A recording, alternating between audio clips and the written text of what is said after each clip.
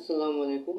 আজকে যে বিষয়টা নিয়ে আমি কথা বলছি ওটা হচ্ছে অনেকটা মনে হয় এরকম যে সিদ্ধান্ত মানে ডিসিশন। তো আমরা কিভাবে সিদ্ধান্ত নেব বা কোন একটা ডিসিশন নিতে পারি। অনেক সময় খুব জলদি নিতে হয়, অনেক সময় সময় নিয়ে নিতে হয়।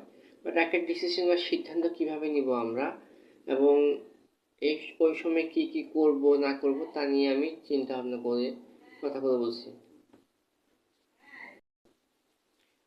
আরেকটা ব্যাপার হচ্ছে যেটা খুবই ইম্পর্টেন্ট, ওটা হচ্ছে আমরা কি কি সিদ্ধান্ত নিতে পারি এবং সেটা সময় আমাদের কিভাবে ব্যতিক্রম হয় ওই জিনিসগুলো খেয়াল করতে হবে।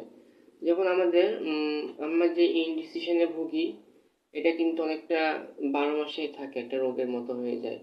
তো আমাদের সিদ্ধান্ত নিতে গিয়ে অনেক সময় আমরা মানে প্রবলেমে পড়ে যাই, মানে এটা কি ঠিক হচ্ছে কিনা। অনেকে খুঁতখুঁতানি একটা শব্দ থাকে, তো খুব বেশি যে আসলে আমি কাজটা ঠিক করছি কিনা বা সিদ্ধান্তটা ঠিক হচ্ছে কিনা, তাই না, এই ব্যাপারগুলা।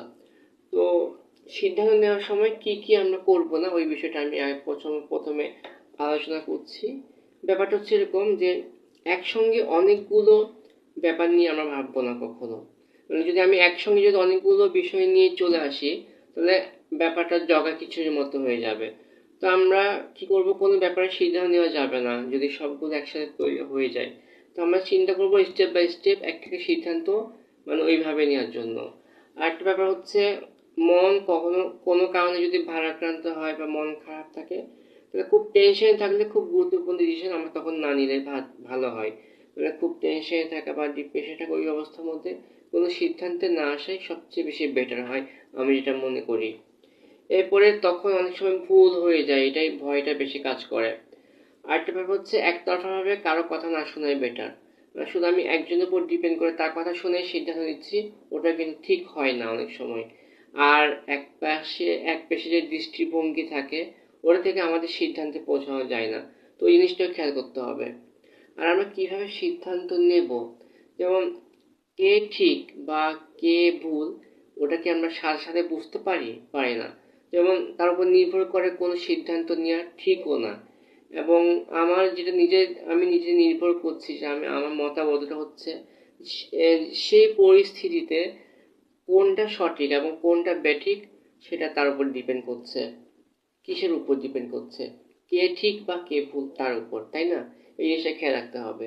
আরেকটা ব্যাপার হচ্ছে যে কোনো পরিস্থিতিতে কোনো সিদ্ধান্ত পৌঁছার আগে ভেবে নিতে হবে আমাদের সবচেয়ে বা তার সবচেয়ে খারাপ দিকটা কি ছিল, হ্যাঁ, কি হতে পারে, এবং ভালো দিকটা কি হতে পারে, এই জিনিসটা খেয়াল রাখতে হবে।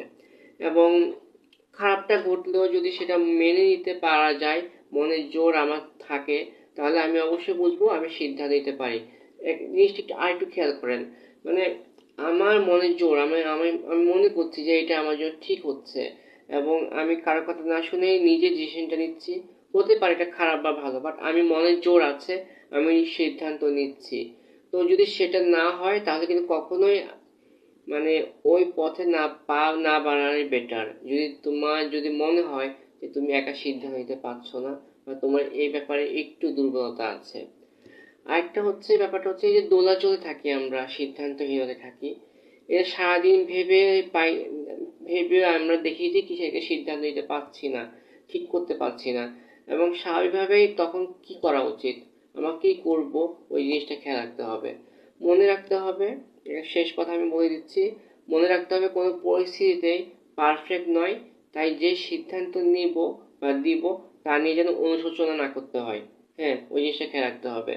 আর ডিসিশন বা সিদ্ধান্ত নেওয়ার পর যদি দেখা যায় যে সব দিকটা, ধরো কিভাবে না ভেবে আমি সিদ্ধান্ত নিয়েছি এবং যে পথে চলছি সেটা ভুল, তাহলে আমাকে নিজের ইগোকে আড়াল করে ডিসিশনটা বদলাতে হবে। এটা কিন্তু দেরি করা যাবে না, কখনো দেরি করা যাবে না।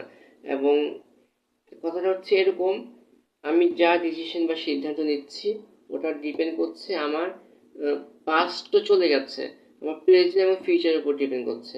তো আমার ডিসিশনের মধ্যে আমাকে যখন আমি যেটা সিদ্ধান্ত নিব, ইয়েস অর নো, সিদ্ধান্ত ইয়েস হতে হবে অথবা নো হতে হবে, যে কোনো একটা চিন্তা করে আমাদের এগিয়ে যেতে হবে। তো লাস্টে এটা বলছি, এখন একটা ভালো একটা গান, আমার পছন্দের শিল্পী বা